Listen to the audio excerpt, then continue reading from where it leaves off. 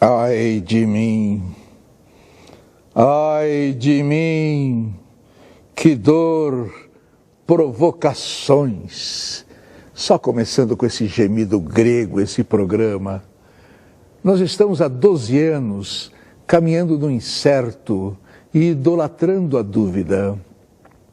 Esse programa pode não ser uma janela aberta para o mundo, mas é certamente um periscópio sobre o oceano do social.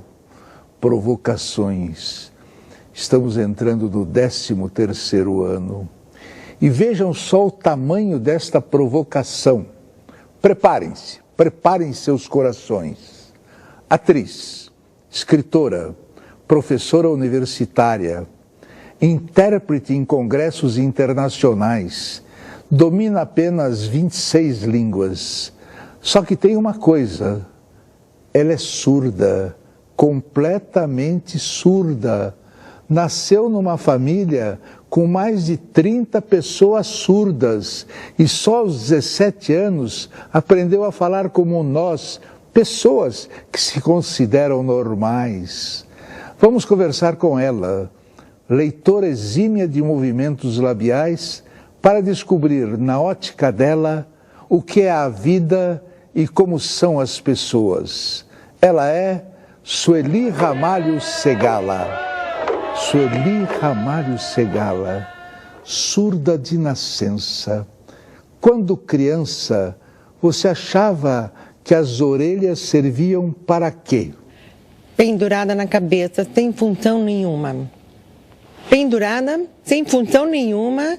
Meus avós falavam que era para servir mulheres para usar o brinco e os homens o cavalheirismo para acompanhar, somente. Quem eram normais? O mundo ou a sua família? Somente a minha família que era normal, porque o mundo, todo mundo eram deficientes. Vocês em casa conversavam em Libras, língua brasileira de sinais. Se entendiam por gestos. Como você aprendeu? É como qualquer língua, nós aprendemos rápido dentro de uma família onde todos dominam a mesma língua. Minha língua materna é a língua de sinais. Eu morria de dó que ninguém sabia falar com as mãos, só minha família que sabia, somente. O que achava das outras crianças que não conseguiam se entender por gestos? Eu morria de dó, eu achava que ela necessitava aprender, então eu me sentia responsável por ensinar toda a comunidade a aprender, a sociedade a aprender a falar com as mãos. Foi isso que eu comecei, ensinar a usar as mãos. Como é a cabeça de um surdo profundo? É uma cultura totalmente diferente, totalmente. Nós seguimos com o nosso recurso é visual, então seguimos conforme a luz, enquanto as pessoas que ouvem seguem conforme o som. Então eu falo, o surdo é igual ao girassol, ela procura a luz do sol. Onde tem a luz, nós seguimos. Então, a nossa mente é exatamente o que nós vemos aqui, tudo que é concreto, e que temos de conceitos diferentes. Para um surdo, todas as coisas têm nomes? No começo, para mim, não tinha nome, né? Tem a maioria dos surdos. Aqui no Brasil, dado estatístico, é 9 milhões. Esse segundo, o último IBGE 2010. Então, eu posso dizer, 80% não. Tudo tem um sinal, mas não que tenha um nome. E aqueles que sabem o nome também têm dificuldade em entender o conceito. Mas tudo tem que ser concreto, não? A maioria tem que ser concreto, mas quando é abstrato, temos que trazer ele para o concreto. Aí somos muito subjetivos. É uma coisa de louco. Como os surdos aprendem abstrações distantes, como, por exemplo, liberdade, cultura, Deus? Liberdade, nós temos que utilizar sempre a analogia. Então, usamos exemplificações, a escravidão mostrar que isso daqui, romper e soltar a mão, aí eles vão perceber o que é a liberdade. Mas se não mostrar algo concreto, algo de imagem, eles não vão conseguir entender. Deus é algo poderoso, é mais sentimento. A gente fala que ele está lá em cima, Deus, ele comanda, ele sente. Conseguem entender o conceito de som? Esse é um limite. Eu não sei o que... Me falaram que voz de homem e mulher tem diferença. Eu custo acreditar. Mas eu fui judiar, porque eu sinto a vibração do som, sim. Mas se eu judio do cachorro, e ele faz... Ai, ai, e o outro, a fêmea, e o macho, tem o mesmo som. Essa foi a minha descoberta. O som do cachorro, tanto o macho e a fêmea, não tem diferença. E o som, a vibração do som do homem e da mulher tem diferença na minha mão. Eu não sei o que é. Às vezes eu imagino, faz cosquinha na orelha, no ouvido. O que é um som? Isso como que me entra aqui na orelha? Como que mas isso que eu você... me rasgo por dentro, mas... Mas isso que você falou é nos momentos eróticos, não é? Não somente nos momentos eróticos, mas em todos os momentos. Como que é o som? Não As sei. línguas que você conhece são de sinais? Somente em língua de sinais, que eu domino bastante em vários países. Cada país ela tem a sua língua própria do seu país, né? Meu pai fazia intercâmbio e eu aprendi a comunicar a língua de sinais dos outros países através dos amigos dele, que ele fazia intercâmbio cultural. Você não acha que quem vai assistir o programa vai achar um absurdo você entender tudo que eu falo? Perfeitamente, eles vão achar um absurdo, sim. Vão, até eu. Podem achar que nós estamos mentindo para eles? Com certeza, eles vão achar. É um pouco diferente. Que eles é um pessoal que é agitado. É um pessoal agitado. Você não pode tem deles que você está repetindo 2, 3 vezes, eles acham ruim. Fica nervoso. Você tem uma crueldade no humor, não? Tenho.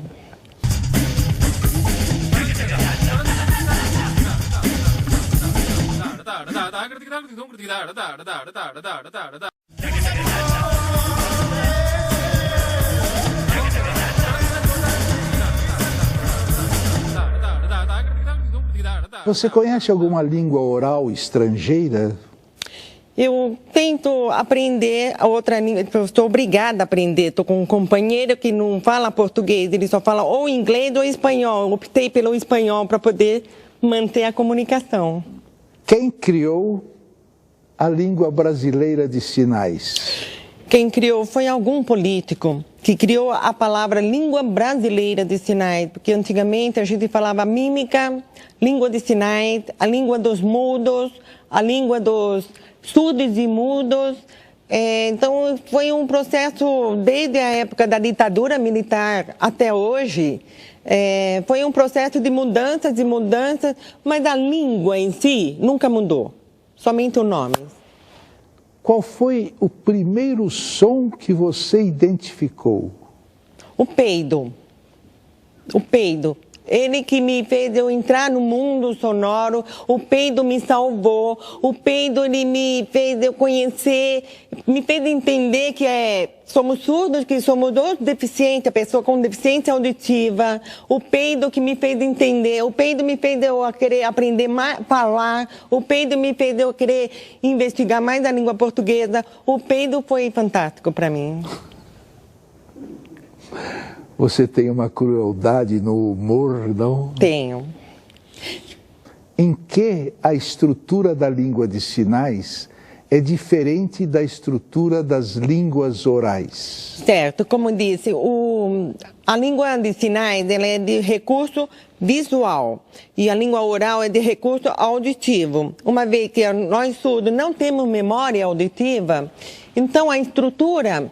Se eu for falar um exemplo, um gato comeu rato. Aí, se eu for fazer língua de sinais, seguindo a mesma estrutura da língua portuguesa, que não serve, que seria assim, o gato comeu o rato. Ele tem lógica para a língua oral, porque você automaticamente escutou o gênero masculino, o gato, animal felino masculino. Comeu, a conjugação verbal comeu o rato. O surdo, ele não escutou. O artigo não serve na língua de sinais, não tem. Então, ele está visualizando o quê? Um animal felino, gato. Ele está visualizando o sinal de comer. Come, comerá, comeu, comeria. Ele não está escutando a conjugação verbal. Depois do rato. Mas se o gato comeu, o que o rato está fazendo vivo aí nesse cenário? Não combina. Então, a estrutura da língua de sinais tem que ser exatamente como o filme de O Bandido Atacou a Mocinha. Você mostra primeiro a vítima, ou ela está tomando banho, falando ao telefone, comendo, aí depois vem o vilão e o verbo de ação por fim. Então, o gato comeu rato, a vítima, rato. Depois do gato, o vilão. Agora é o verbo. Então, rato, gato, comer. Essa é a estrutura da língua de sinais. Isso é longo para aprender, né? Mas é rápido quando a gente pega. Dê alguns exemplos de palavras e expressões provocativas em Libras. Ok. Quando eu dou aula em Libras, eu falo sinal de avião. Todo mundo faz assim. Isso daqui é sinal de prostituta.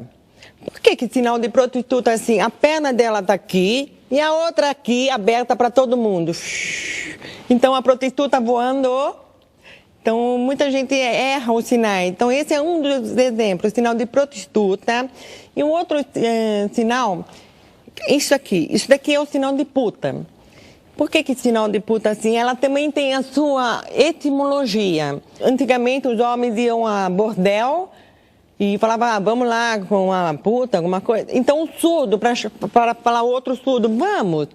Aquela mulher que esfrega a bunda do nosso narizes. Por isso o sinal de puta é assim. Surdos conseguem entender os conceitos de puta e de merda, mas não conseguem entender o que é puta merda. Por quê? Porque se você for colocar uma puta e uma merda, o que a puta e a merda tem a ver? Em concreto. Todas as palavras são imagem. Temos que visualizar a imagem. Então, a imagem do pensamento. Então, nós vamos visualizar a merda e a puta. Mas não pode ser uma exclamação da gente, puta merda, que chato, que horror. Que horror! A gente faz aquela expressão. Puta... Somente isso, mas... Você alguma vez foi assediada em Libras? Aí que está o problema. Eu estou militante na causa surda. E nos surdos, ele me vê como uma mãe, como uma irmã. Nunca fui paquerada por surdo. Não? Sofreu por isso? Sim. Eu achava assim, mas por quê? E você não assediou ninguém? Também não. Eu via ele como meus filhos também. Há em Libras alguns gestos muito parecidos, mas que significam coisas completamente diferentes. Dê exemplos. O sinal de mês. Se eu abaixar esse braço, porque muita gente pensa que Libras é somente com as mãos. Não. É com o braço também. A expressão corporal, facial, modifica muito, né? Então, se eu faço o sinal de mês, assim, mês. Se eu fazer assim, eu estou colocando camisinha. Então, parecido. Mês, camisinha. Mês, camisinha. Esses são parecidos. O outro, silêncio. Cala a boca.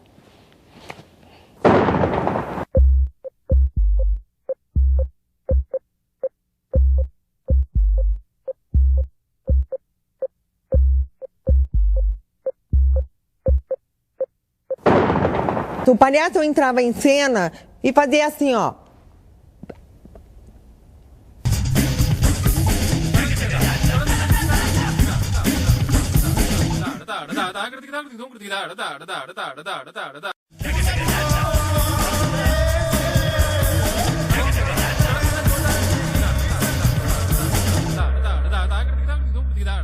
Dizem que os surdos se isolam muito e criam guetos. É verdade ou preconceito? Preconceito. Isso daí é na época da segregação. Preconceito. Porque as pessoas normais são mais intolerantes com os surdos do que com os cegos. O cego, ele pega, atravessa essa rua, eu te acompanho, eu atravesso a rua com você para o cego. Para o cego, você é surda, que troço chato. Exatamente, né? Seria as pessoas normais, pessoas não surdas, né? Tem um conceito diferente, é difícil eles entender o que é o surdo. Muita gente fala, ai, você é surda, começa a berrar, falar alto. Então, não sei o que, eu falei, não adianta, você pode gritar à vontade, não vai me incomodar e também não vai me fazer ouvir. Então, as pessoas, ainda existe, falta mais informações. Quantos filhos você tem? Um, de 27 anos, muito lindo. E a relação? É o primeiro das 3 gerações que veio ouvinte. Foi muito difícil. Para a tristeza da família no começo, que ele veio ouvinte, normal, entre aspas. Ele não veio igual a nós. Mas claro que ele foi o primeiro intérprete, ele é o único de casa que atende a porta, campainha, telefone que toca.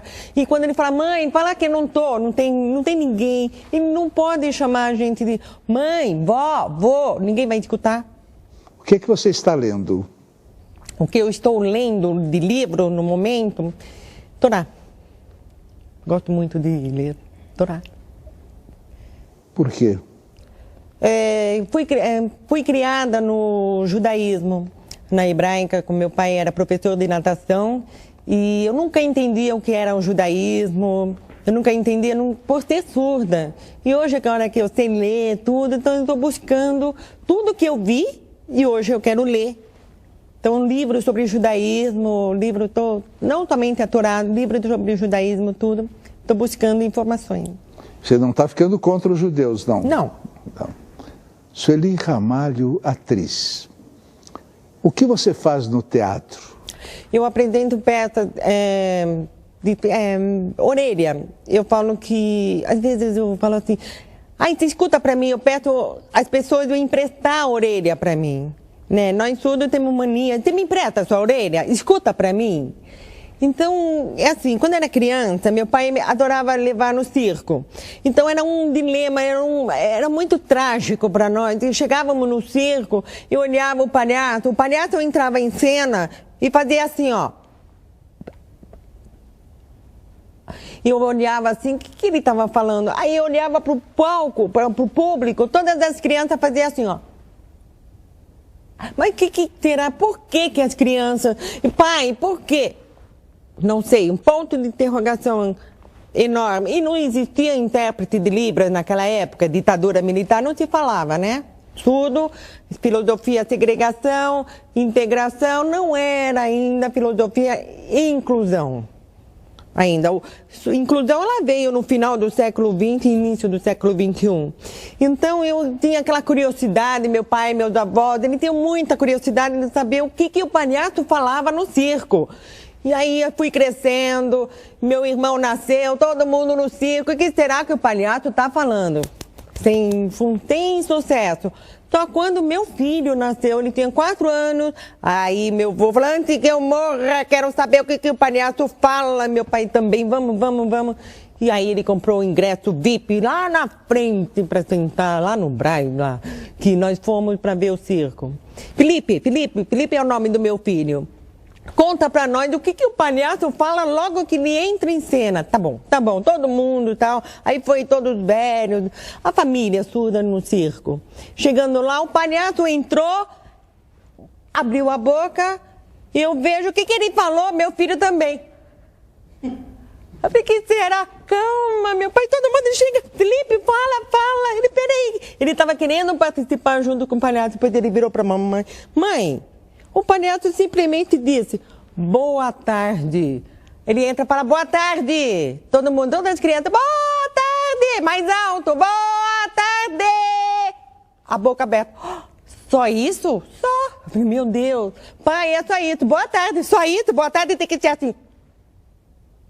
E aí eu olhei para a cara do meu irmão, vamos fazer curso de arte dramática, fizemos clown, com o intuito de mostrar para nossas crianças surdas o que o palhaço, para eles, um acesso para essas crianças surdas, poder brincar. Só que acabou direcionando para a apresentação para o público adulto.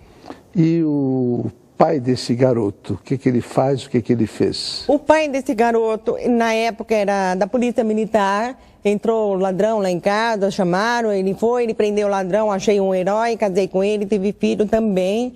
O descobridor do peido, né, foi ele que me contou que meu pai peidava e que o peido entra na orelha, porque para mim o peido somente chegava pelo nariz. E eu sou divorciada dele e hoje ele não é nada da parte da polícia, ele está fazendo algum outro serviço, não perguntei. Como é que está o Brasil? Na visão da parte da inclusão, estou contente. O seu filho ouvinte é daqueles que passam o dia com o iPod grudado no ouvido? Não, ele é interessante que na minha casa eu brigava com ele. Você quer, eu vou dar uma caixinha de som, um presente, música. Não. Ele adora dançar, ele adora cantar, mas isso na casa dos amigos. Na minha casa, não. Você é religiosa? Sou judia. Como é que você gostaria de morrer? Dormindo. E vai ficar no hospital com aquele negócio, ou não? Não quero passar esse sofrimento. Qual pergunta você gostaria que eu tivesse feito e eu não fiz? O surdo percebe que para fazer sexo tem som ou não? Eu não entendi o que você falou. O surdo não percebe que sexo também tem barulho. Ele não sabe. Isso é mal. Muito. E qual a pergunta que eu fiz que você gostaria que eu não tivesse feito? Todas as perguntas que o senhor fez está perfeita em condições. Só uma coisa, você falou que eu falo 26 línguas, não, é 32 línguas no início, só isso. 32? Eu achei muito. Eu acho um absurdo você falar de... Não, você deve ter 28, 29 e aumentou para 32. A última pergunta. O que é a vida? Desafio e maravilhosa. Então daqui um abraço, que é a única coisa falsa desse programa, é um abraço que ele vai fotografar e nunca sairá no jornal, mas se você morrer, sai, se eu morrer, sai também.